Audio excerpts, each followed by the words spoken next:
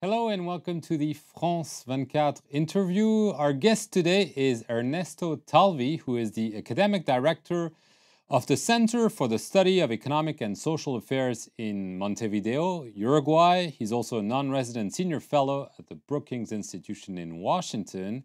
We're here with you to talk about Latin America and especially the effects of the economic crisis in Latin America. Here in Europe, people are just immersed with the impact of the economic crisis. I'll begin with a very general question. How has Latin America coped with this crisis? I would say that in general terms, very well, and for very, very identifiable reasons. I mean, the contraction in consumption and investment here in Europe and in the United States because of the global financial crisis, and therefore the increase in saving by households and corporations, increased in a dramatic way, freed up the financial resources and capital that flooded, literally flooded, massively many emerging economies and obviously also Latin American economies. And these financial resources and capital were made available at very cheap rates to buy, and came to our countries to buy land, to buy property,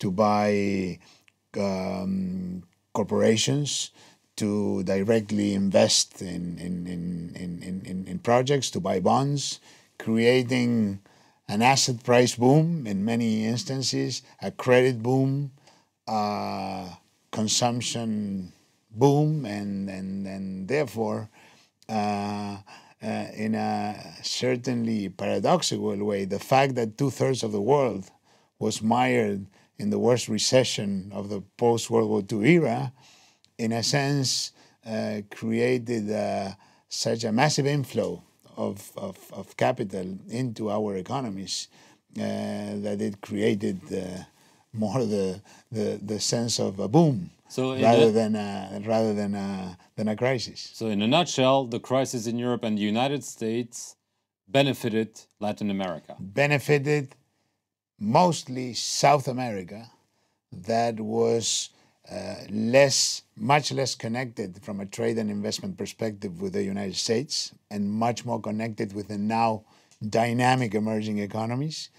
And because South America, as opposed to Mexico, Central America region, is a net commodity exporter. It produces and exports commodities, which also, paradoxically, when 2/3 of the world was mired in a very large recession, went up very dramatically in the aftermath of the financial crisis. So commodity exporters were mostly benefited not only by high commodity prices, but by this very cheap financial resources and capital that was flooding these countries in a very special way. So which countries really benefited the most? As you say, there are some distinctions. Not all of Latin America profited from the crisis. Mostly countries in South America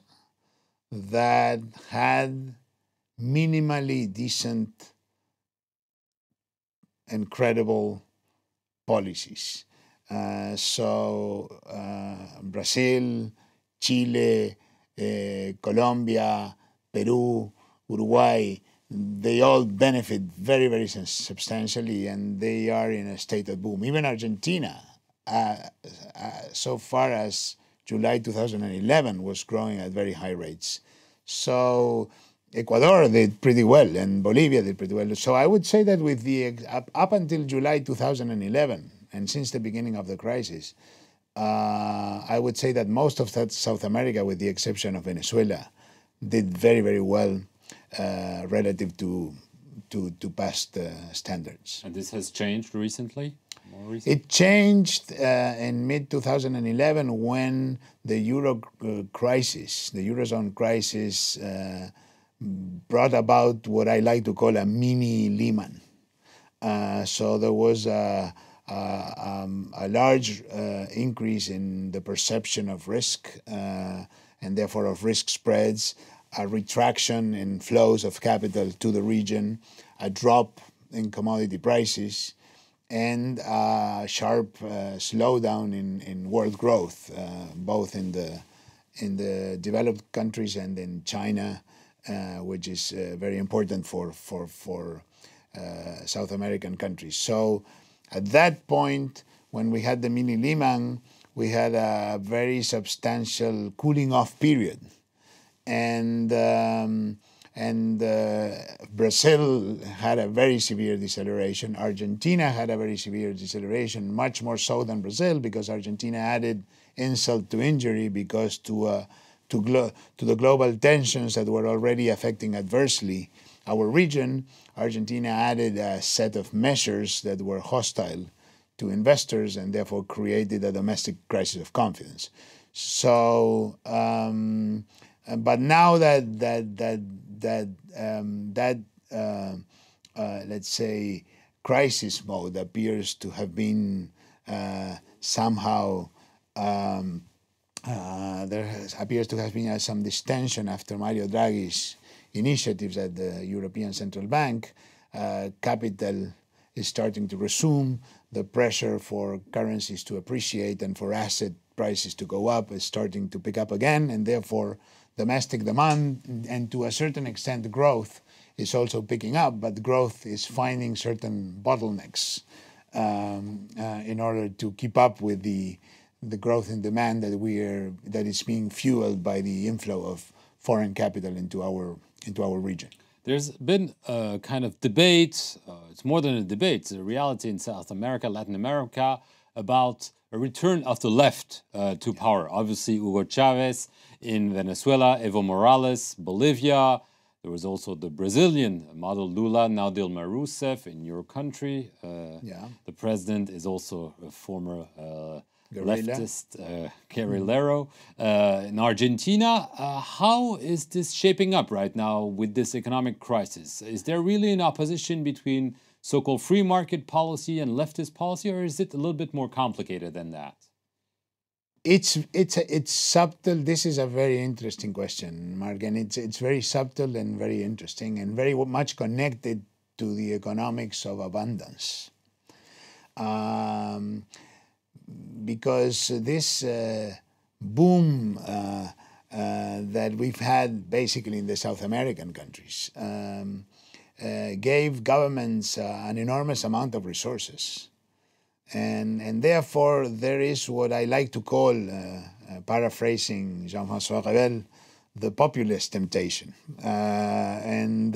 Because you have this huge amount of resources that you can use in ways that are maybe detrimental to institutions, in the sense that they may be used in order to clamp the opposition, to buy votes, in a sense to degrade the institutional fabric of the country. So I would say that during this aftermath of the financial crisis era boom, Latin America has divided into two kinds of left. I would say like a more modern, social, democratic, and institutionalized left, which is more pro-free market cum social inclusion kind of left. And then in Brazil and Chile and Uruguay and now even Peru would be examples of that. And then you have this more populist, I would say, and I would not be tempted to call it left. I mean, it's basically comes more from the populist caudillo kind of tradition, where essentially Argentina, Venezuela, Ecuador, Bolivia, and some countries like Nicaragua in Central America are in backward. So I would say these are two very different propositions, because the social democratic left is, in a sense,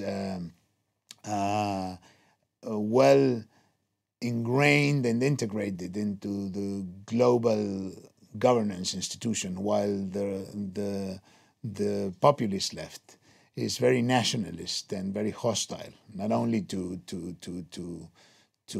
investment, but also to the global governance institutions. Very, very quickly, in a nutshell, which left is winning in that case? Winning in the sense of doing better? Yes.